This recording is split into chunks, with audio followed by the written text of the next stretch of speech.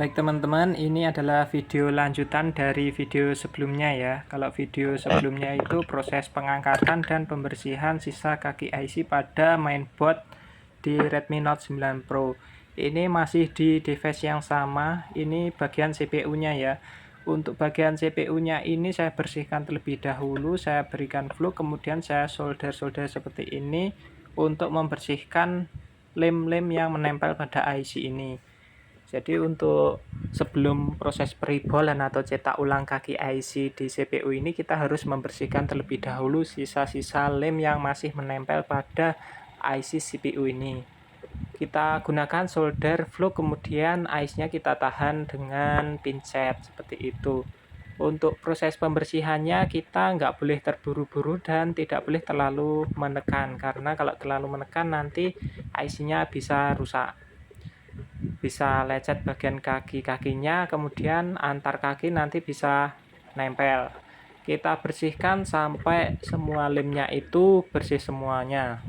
Jangan sampai ada sisa lem, karena nanti nggak bisa kita rebol. Kaki-kaki IC barunya tidak akan bisa menempel kalau masih ada sisa-sisa lemnya.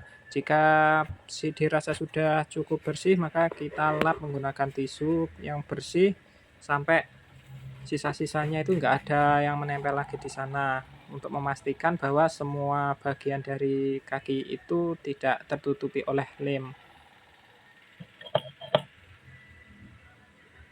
Kemudian ini saya bersihkan menggunakan tisu yang saya basahi menggunakan pertalite. Saya gosok-gosok supaya sisa-sisa lem itu hilang, untuk saya bisa mengecek lebih lanjut apakah sudah benar-benar bersih atau belum. Karena untuk pembersihan bagian kaki-kaki ini sebelum diribol itu harus benar-benar bersih dan benar-benar tidak ada lem sama sekali, karena kalau ada sedikit aja nanti kaki barunya itu tidak bisa menempel. Nah, di sini saya ganti alas tisunya itu menggunakan yang baru supaya lebih bersih lagi. Untuk pembersihan bagian IC-nya ini kita nggak perlu buru-buru ya, yang penting kita kerja itu maksimal, nggak harus buru-buru, karena ya kalau buru-buru nanti hasilnya pasti kurang maksimal dan kita malah mengulang-ulangi terus, yang ada kita malah capek.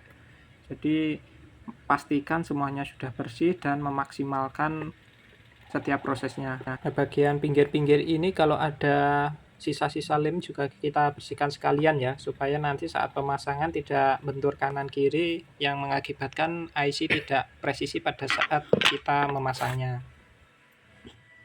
Nah, jika sudah selesai proses pembersihannya, sekarang kita tempatkan IC-nya pada tempat yang nyaman. Kita alasi tisu untuk beberapa lembar supaya lebih tebal. Kemudian kita cari stensilnya ya. Jadi stensil ini alat untuk mencetak kaki-kaki IC. Kita sesuaikan dengan kode dari IC itu. Untuk rebol CPU itu saya sarankan untuk teman-teman yang baru belajar, terutama itu tipenya sesuai dengan IC itu. Jadi nanti setiap titik dan kakinya itu presisi. Kalau universal yang sudah pro itu biasanya bisa ya mereka menggunakan yang universal, tapi kalau saya lebih enak yang khusus, yang tipenya khusus untuk IC itu aja, itu lebih cepat. Jadi cocok untuk yang baru belajar misalnya. Nah, di sini saya oles-oleskan itu timah cairnya. Saya menggunakan merek mekanik yang 183, temperatur 183. Jika semua sudah terolesi pada semua bagian lubangnya, kemudian kita bersihkan bagian permukaannya supaya lebih rata. Setelah itu kita blower secara merata, pastikan tidak melengkung-melengkung ya plat kita itu. Kita blower pelan-pelan sampai ada perubahan pada kaki-kaki itu. Nah, ini sudah berubah, terus kita dorong-dorong terus sampai semuanya itu sudah berubah. Nah, ini bagus ya, lumayan bagus. Ini tidak ada yang lompat ke atas, karena kadang-kala kalau timah kita jelek itu atau teknik kita yang kurang tepat itu kadang kaki IC itu malah lompat ke atas. Nah, ini saya tambahi flow, kemudian saya blower lagi untuk meyakinkan bahwa semua kaki IC ini lebih maksimal.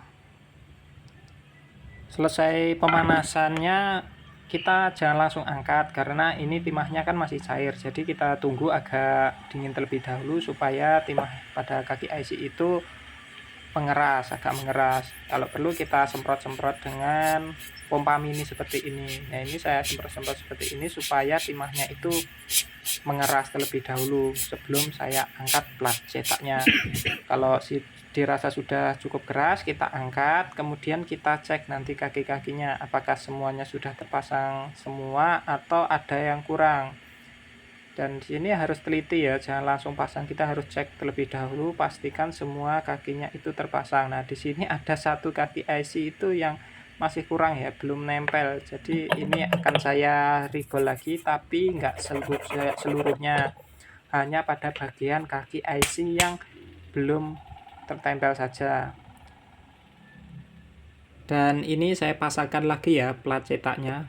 Kalau sudah ada kaki-kakinya seperti itu, kita ngepaskannya itu jadi lebih gampang, nggak terlalu geser sana sini karena sudah terkunci ya.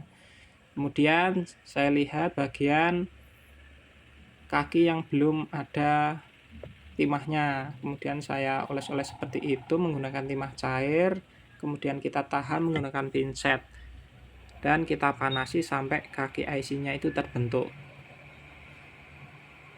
Karena di sini saya hanya melengkapi pada bagian kaki IC yang belum ada kakinya tadi, maka saya pemanasannya tidak menyeluruh, tapi hanya pada bagian yang saya olesi timah tambahan tadi.